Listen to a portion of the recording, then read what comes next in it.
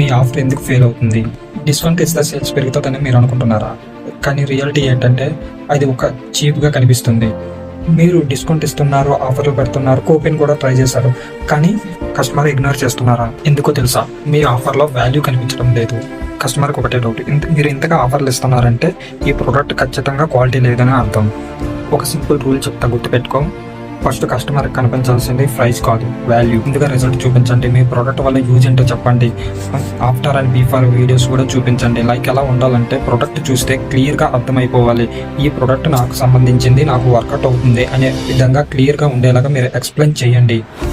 అప్పుడు customer feeling ఎలా ఉంటుందంటే, ఇది నాకు అవసరం ఉంది అనే ఒక క్లియర్ అండర్స్టాండింగ్ అనేది అవుతారు. మనం అలా ప్రోడక్ట్ని చూపించడం వలన ఆ ప్రోడక్ట్ దీనికి సంబంధించింది, దాని పర్పస్ ఏంటి అనేది క్లియర్గా అర్థం అవడం వల్ల ఆ ప్రోడక్ట్ అనేది కస్టమర్ ఎందుకు నేను తీసుకోవాలని క్లియర్గా అర్థమవుతుంది. మన ప్రోడక్ట్ గురించి క్లియర్గా ఎక్స్ప్లెయిన్ చేస్తే ప్రైస్ గురించి ఎవరు ఆలోచించారు.